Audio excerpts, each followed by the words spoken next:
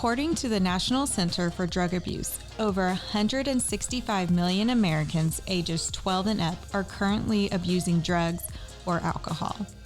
Of those 165 million Americans, there is a mom, dad, sister, brother, wife, husband, son, daughter, or grandparent praying and pleading that they would stop. Addiction is a subject most people don't like to talk about and is kept behind closed doors.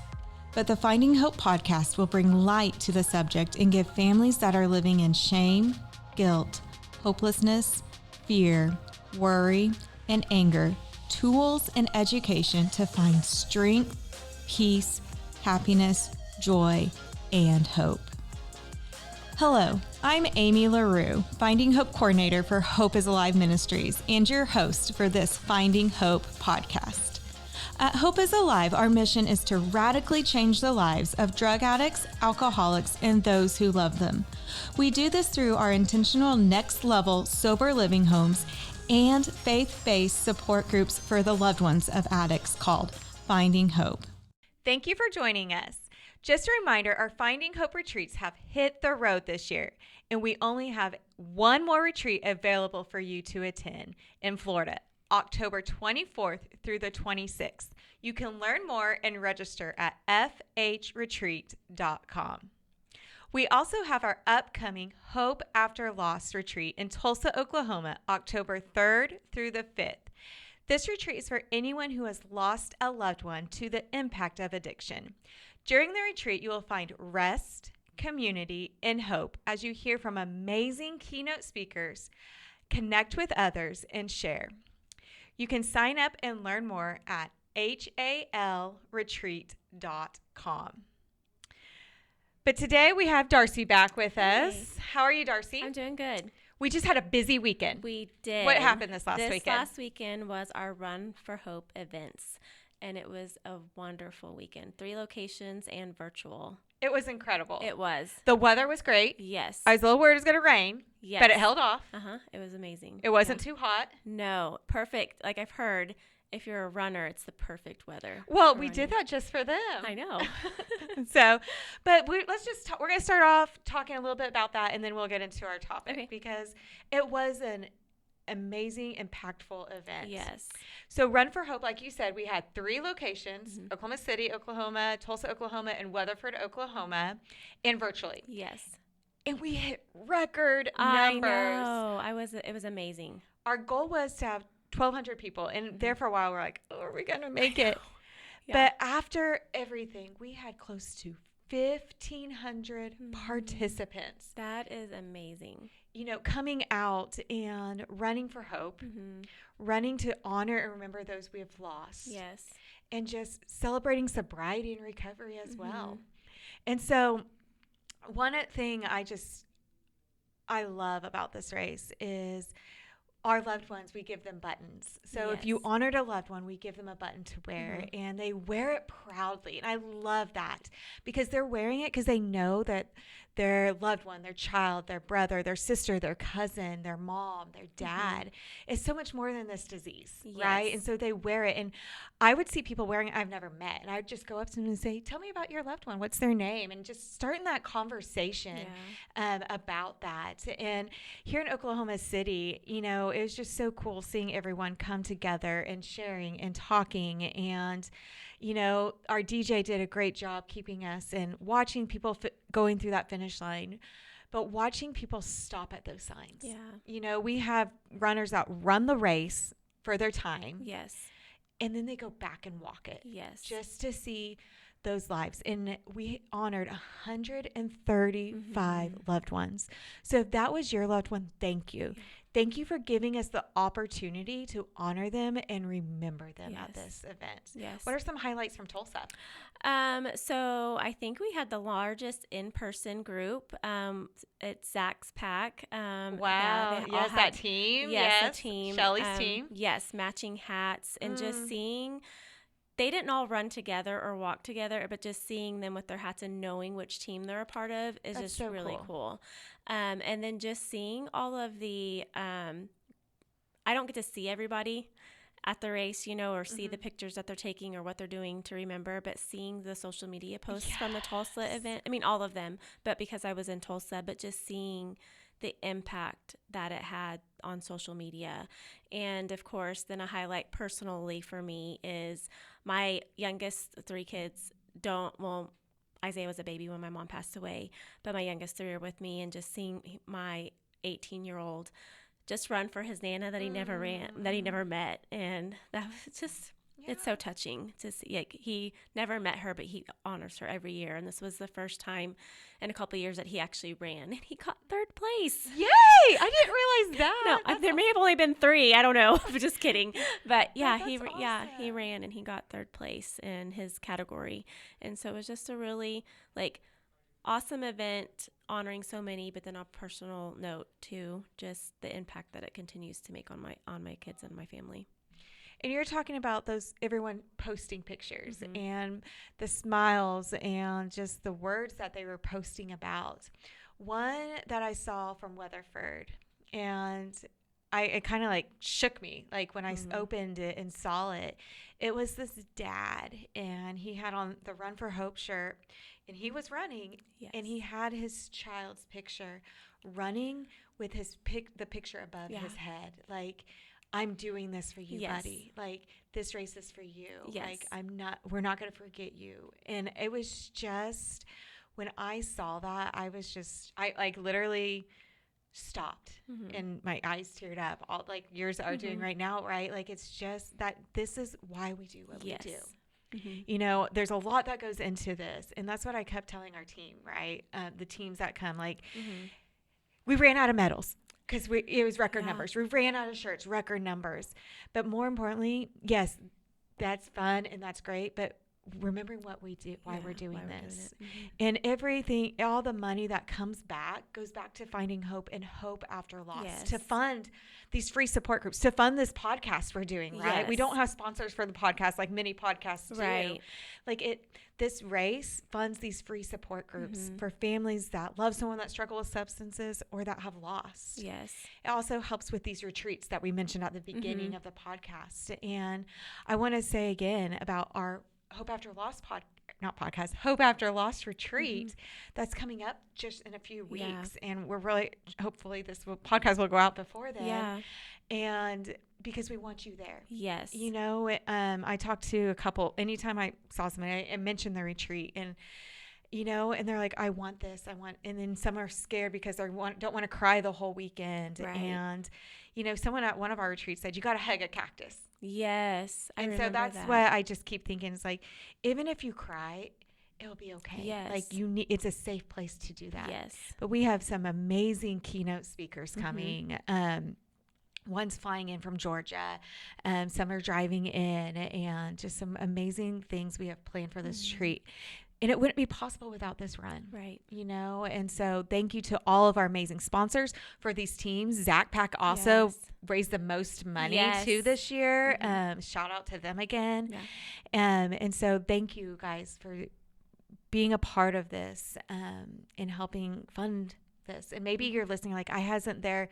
I would still love to give back. You can. We would love for you to give back to fund these. And you just can go to givefh.com now, and we'll put all this in the show notes. Any other thoughts or comments from the race? It's just such a reminder, like you said, a reminder of why we do what we do, and it's never going to be finished. And we'll keep fighting this till the end. Absolutely. Yeah. Absolutely.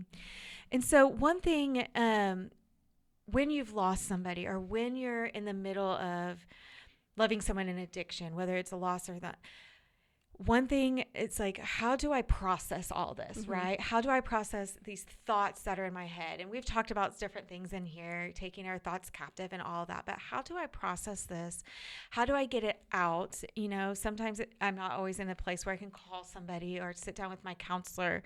And so one thing that I know you do really well is journaling. And so we're going to talk about journaling today. And you know, maybe you want to journal from the race. Maybe there is something that triggered you at this race that you didn't realize that you were still maybe dealing with or need to process. And so, you know, journaling, we use this, just to write down all these thoughts and feelings we're having to help us understand and cope with the emotions that we might be having. Mm-hmm. And it can be happy things and it can be sad things. It Yeah. can be things that you're struggling with, maybe what you're anxious about. Maybe you're depressed. Writing this down there's so much healing. I talked about it even at my meeting. We weren't talking about journaling this last week, but we were talking about boundaries and talking about like getting it out. Mm-hmm. Our thoughts, I can't remember. I didn't write it down how many thoughts we have a day, over 10,000 thoughts, 20, I can't remember the statistic now.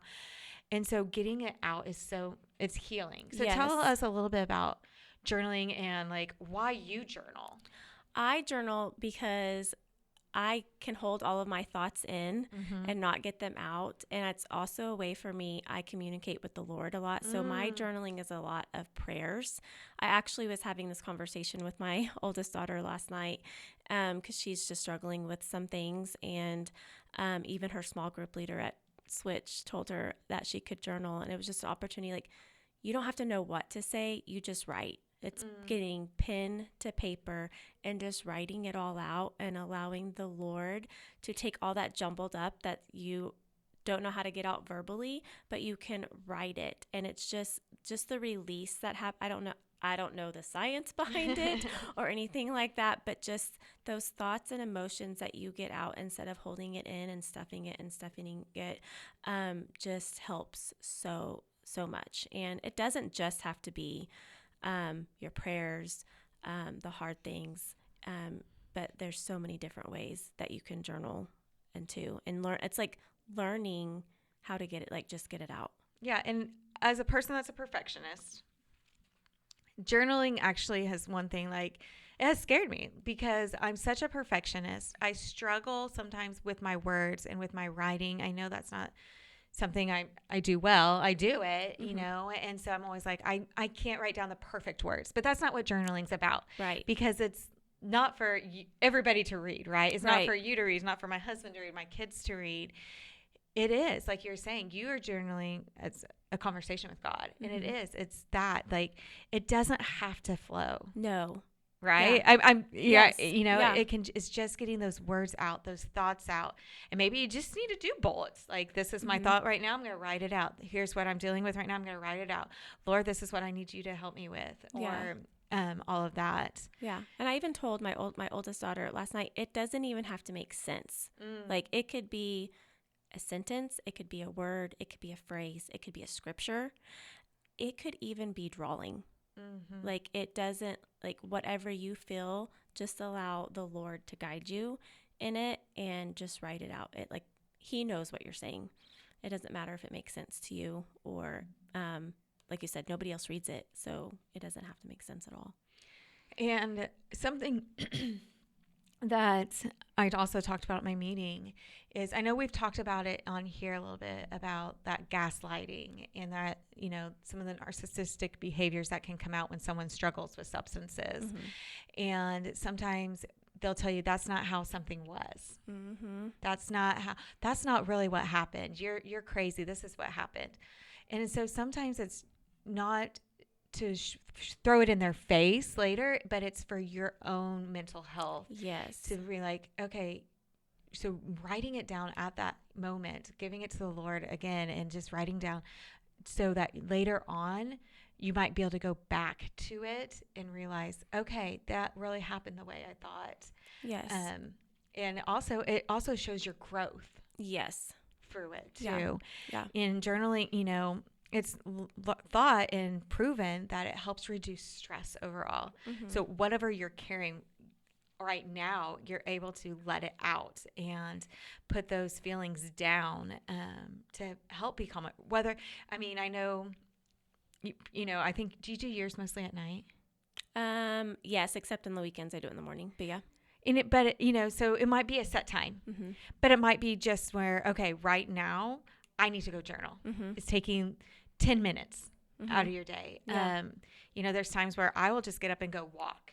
And that's for me, to get regrounded. Maybe I'm having some anxiousness or just need a break. And so I get up and walk whether it's around our building here or just going to the bathroom or back. Mm-hmm. And so that can be the same for journaling. Maybe that's Yeah. a good coping mechanism that you might need to be. Yes, yes. Also, like you're writing down like how, like you said, how a situation was because of some of the narcissistic behaviors that our loved ones can have, but they also say really mean things and negative things to us, like calling us names. Yeah. So like it's good to journal those out, but then also replace it with God's truth. And that's what a conversation I was having with my daughter last night is she was struggling with some things. And I was like, you need to be writing, like write out how you feel, like what you're carrying, but then ask the Lord, like, what do you say about this? Or what do you say about me? And just allow him to speak truth into some of the lies that we believe. Absolutely. Yeah. Cross out, write it down, cross it out, and write that truth down too. You know, and so one thing I remember you telling, and I'm going to let you talk about this, is one of your counselors a couple of years ago had you journal and told you about journaling with your right hand and then switching to your left hand. Or your dominant hand. Sorry. Yes. So there's something about the inner child or whatever, like from trauma that has happened. Even Allison Lang has talked about it too. Like there's, when you're writing, because your dominant hand, that I don't know what side of the brain it is, but you're writing. And so that's your dominant side. But when you're writing with your left hand, you have to think like, or your left hand, you're not, whichever hand you're not dominant on, you have to literally think like letter by letter what you're writing, but it's healing something because you're having to focus. Like when it's kind of like when you're typing, you're just typing so fast, but when you're writing with your non-dominant hand, you're literally having to think word for word what you're writing. So maybe you're not adding all of the jumble in between, but it's healing that inner child part of your brain. Yeah. And so just like, what did she say? Correct me if I'm wrong. Like you write, and then when you can't think of any, that's when you switch. Yes. And then you keep writing. And then is that? Yeah. Okay. Yeah. So like I have, and you don't have to do it on the same page. Like if I do it, I write on the dominant hand on one page. Like I have my notebook open, and then on the left side, I'll go over and write if I can't think of what to write, or I'm struggling, or if I need to focus more, do it with the less dominant. Yeah. And some other types of journaling is not, it's definitely writing down, having those conversations, but also just keeping a gratitude journal. Yes. Is, and I say it a lot, right? What are 3 things you're grateful for?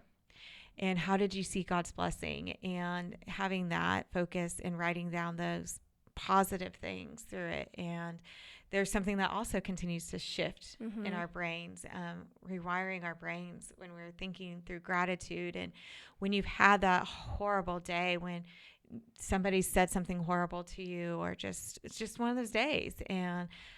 But how has God blessed you today? Yes. How has he gone about that and given you today, whether it's something big or something small, whether it's gas in your car to sunshine outside, to a friend, right? Yes. It's all those things. And so that's a type of journal you can have. There's different types. There's, the gratitude. A reflection journal, I think, is a lot like what we've been talking about, reflecting over the day as well.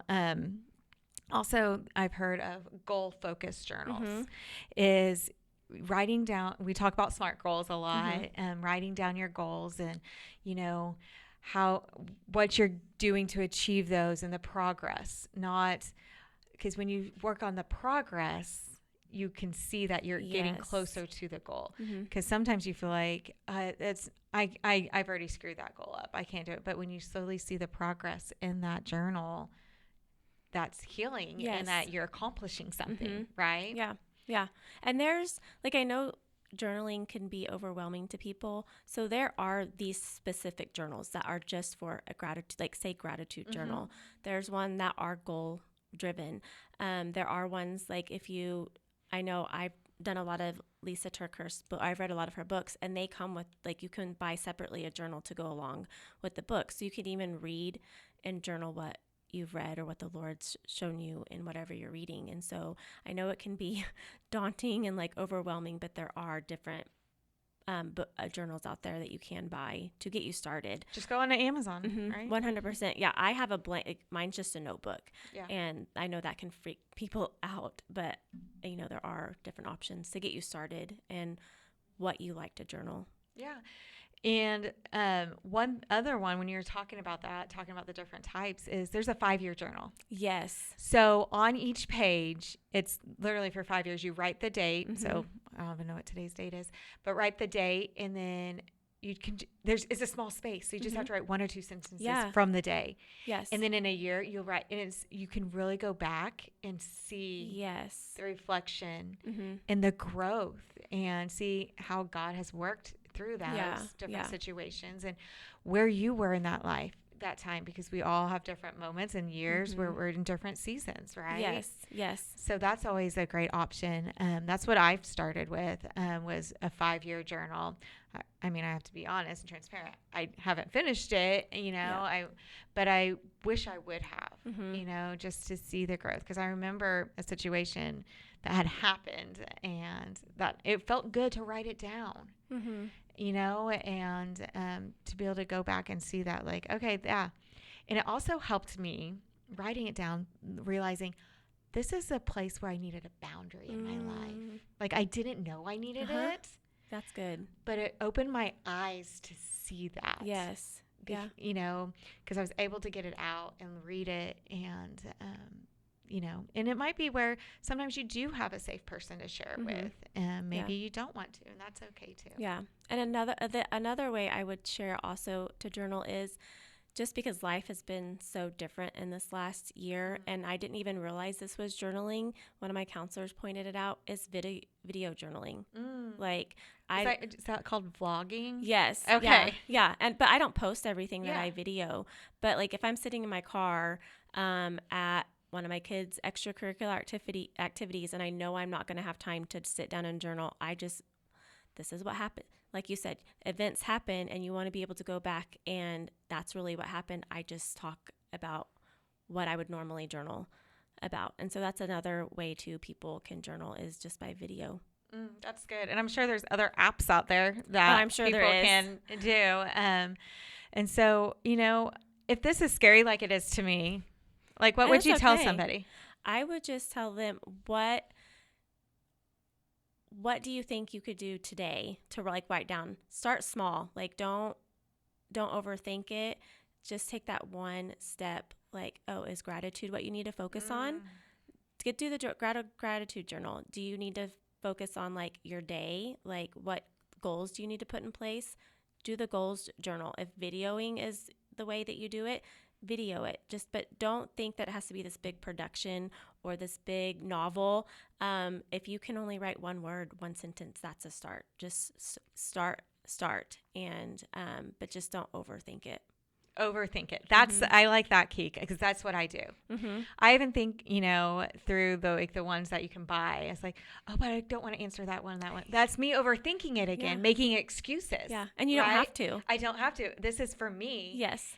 If I'm overthinking it, I'm making my own excuses. Right. I'm giving so if you're out there like me, like that, it might be you just like that too. Yeah. Right. And, I've also have heard, like, find a spot sometimes. Maybe if you have a certain spot, like, sometimes you might have a prayer spot or a prayer place where you have your quiet time.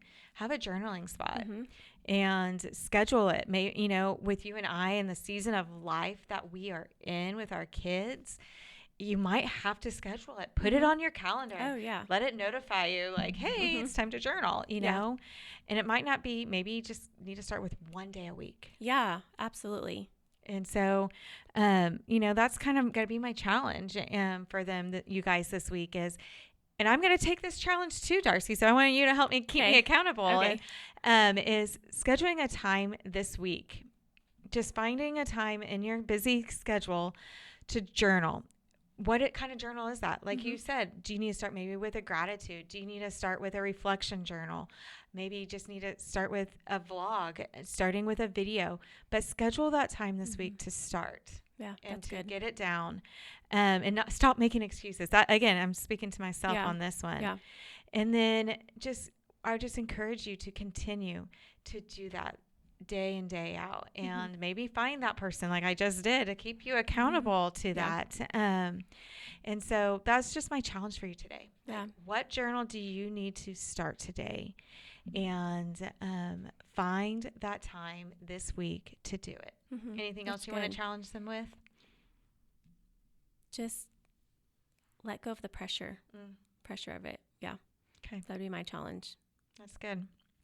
So again, we just want to thank you guys. Thank you for being with us today. Thank you if you participated in our Run for Hope event. And so we're just so grateful that you joined us this week. And don't forget to register for our last 2 retreats, either Finding Hope in Florida or our Hope After Loss in Tulsa, Oklahoma.